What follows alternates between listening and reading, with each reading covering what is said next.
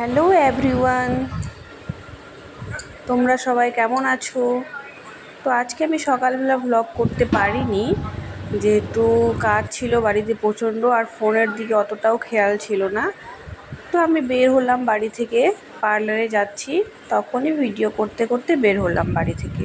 ও office থেকে এসছে আমাকে দেওয়ার বাস স্ট্যান্ডে ছাড়ার জন্য, যেহেতু ভাই ছিল না। তো বাস স্ট্যান্ডে পৌঁছাতে না পৌঁছাতেই দেখি বাস দাঁড়িয়ে আছে, তাড়াহুড়ো করে বাসে উঠে পড়লাম। তো এবার আমি যাচ্ছি কানকি। আকাশটা খুবই সুন্দর। তো আমি কানকি পৌঁছে গেছি। আজকে যেহেতু সিট পেয়েছি, তো আরামসে বসে আমি ভিডিও করতে করতেই আসলাম। দেখতে কি সুন্দর লাগছিল। তো আমি বাস থেকে নেমে পড়েছি, হেঁটে হেঁটে যাচ্ছি। অতটাও রোদ্রু নেই, কিন্তু গরম আছে, হাওয়াটাও দিচ্ছে আজকে ভালোই। তো পার্লারে পৌঁছে গেছি আমি। তো এসে দেখি পার্লারে কেউ আসেনি, আমি একটু তাড়াতাড়ি চলে এসেছি হয়তো। তো দেখলাম বুনু এসে, ও আমার জন্য বেলের শরবত নিয়ে আসে। তো এসে ব্যাগ ট্যাগ রেখে বেলের শরবতটা খেলাম। খাওয়ার পরেই দেখি কাস্টমার ঢুকে গেছে। তো হেয়ার কাট করাবে যেহেতু, তো হেয়ার কাটের জন্য বুনু রেডি করলো। হেয়ার কাট করা হয়ে গেছে, তো দেখতেই পারছো খুব সুন্দর হয়েছে। অ্যাডভান্স কাটিং করেছিল, চুলগুলো সুন্দর, আর হেয়ার কাটিংটাও খুবই সুন্দর হয়েছে। তোমরা কমেন্টে অবশ্যই জানিও কেমন হয়েছে না হয়েছে, তোমাদের কেমন লেগেছে।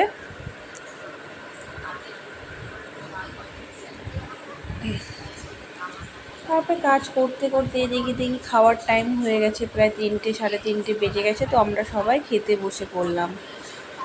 তো টেস্টি টেস্টি খাবার সবাই নিয়ে আসছিলো, একসঙ্গে বসে খেলে খুবই ভালো লাগে, আর টেস্ট বেশি বেড়ে যায় হয়তো, আমাদের যেটা মনে হয়। তো খেয়ে দিয়ে আমরা উঠলাম, তো দেখি আবার কাস্টমার চলে এসছে। তো বুনু ওখানে নিজে থ্রেডিং করাচ্ছিল। তিনি বলছে যে বুনুর মতো সেম টু সেম থ্রেডিং করে দাও এনারও। তো আমি বললাম যে তোমার তো আর সেম হবে না, কেন কি সবার ভুরুর শেপটা আলাদা থাকে। তবু ওনার জেদ ছিল, না আমাকে ওর মতোই করে দাও। তো যতটা পারলাম চেষ্টা করলাম, বুনুর মতোই থ্রেডিংটা করলাম। তো দেখে মোটামুটি পছন্দ হয়েছে, তো বললো না ঠিক আছে। তো থ্রেডিংটা আমিই করেছিলাম, এদিকে তো বুনু কাজ করছিল। তারপর সুমিত্রা তো ফোন নিয়ে ব্যস্ত, এদিকে মনিও বসেছিল। আর একের পর এক কাস্টমার এসেই যাচ্ছে, দেখতেই পারছো কতটা ব্যস্ত ফোনে। তো আমি আর বুনু থ্রেডিংগুলো করাচ্ছিলাম, যেহেতু দুপুরবেলা একটু কমই হয় কাস্টমার, প্রচণ্ড গরম থাকে বাইরে, তো বিকেলের দিকেই বেশিরভাগ কাস্টমার আসে। তো এইদিকে আমারও যাওয়ার সময় হয়ে যায়, যেহেতু আমি অতটাও কিছু করতে পারি না বিকেলবেলা, সন্ধ্যার দিকে কাস্টমারগুলো আসে।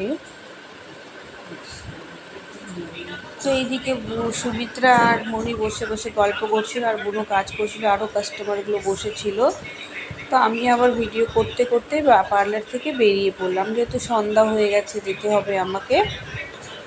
তো বাইরে এসে দেখি ভালোই সন্ধ্যা সন্ধ্যা ভাব হয়ে গেছে। তো দূরের থেকে দেখছি একটা বাস দাঁড়িয়ে আছে, বাসটা আমি ভাবছি ধরতে পারবো কি না, কিন্তু দেখলাম না, বাসটা দাঁড়িয়েছিল অনেকক্ষণ। তো আমি আসতে না আসতে বাসটা ছাড়বে, তখনই বাসটা আমাকে দেখে আবার দাঁড়ালো। তো আমি উঠে পড়লাম বাসে। এদিকে বাসে উঠেই দেখছি পুচকির ভিডিও চলে এসছে, ছোট্ট একটা মামের ভিডিও আমার ফোনে পাঠিয়ে দিয়েছে, যেহেতু ওনাকে আজকে নাচ করছে। তো আমাকে প্রচণ্ড ভালোবাসে, কুচবিহারে গেছিলাম, তোমরা দেখেছিলে হয়তো ওর ভিডিওগুলো। তো এইদিকে মাসি আমাকে ওর ভিডিও পাঠিয়ে দিল, তো আমি তোমাদের সঙ্গে একটু শেয়ার করলাম। ও তো খুবই কিউট দেখতে, আর নাচও খুব সুন্দর করে। তো এখান থেকে বাস ছেড়ে দিয়েছে কানকি থেকে। তো পূর্ণিয়া মোড়ে এসে প্রায় 10 থেকে 15 মিনিট বাস এখানে দাঁড়ায় প্রত্যেক দিন। তো এখানে আস্তে আস্তে আমার লেট হয়ে যায়। তো পূর্ণিয়া মোড় থেকে আবার বাস ছেড়ে দিয়েছে, প্রায় এখন আমি নামবো ডালখোলা। অনেকটাই রাত হয়ে গেছে। তা আমি ওকে ফোন করলাম, ও বলছে না, ও আসতে পারবে না, তো ভাইকে পাঠিয়ে দিয়েছে, ভাই দাঁড়িয়ে আছে। তো আমি বাস থেকে নেমে পড়লাম, দেখি ভাই বাইক নিয়ে দাঁড়িয়ে আছে। আস্তে আস্তে আমার অনেকটাই রাত হয়ে যায়, আমি একটু তাড়াতাড়ি বের হই, যেহেতু বাসের জন্যই লেট হয়ে যায়। তো আমি বাড়ির জন্য ভাই আর আমি রওনা হয়ে পড়লাম আবার। তো রাস্তা দিয়ে ভিডিও করতে করতে আসলাম, ভাইয়ের সাথে একটু গল্প করতে করতে এসে ফ্রেশ হলাম। খুব খিদে পেয়ে গেছে।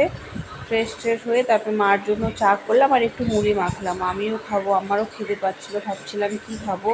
তো ও তো এখন অফিস থেকে আসবে না, ও আসতে লেট হবে, তো আমি একটু মুড়ি মাখলাম। এইদিকে দেখি জিতু ভাই আসছে পাশের বাড়ির। তো খুবই ভালো, সব সময় হাসতে থাকে আমার সাথে, খুব ভালো গল্প টল্প করে। আর কথাগুলো শুনলে খুবই ভালো লাগে, ওর কথাগুলো শুনতে। তো ওর সাথে একটু গল্প করলাম। এইদিকে পুচকি আসছে, আরাধ্যা আর রিনি বুনুও আসছে। দেখো আমাকে চোখ মারছে ও, এরকমই শয়তানি করে ও দেখে আমাকে।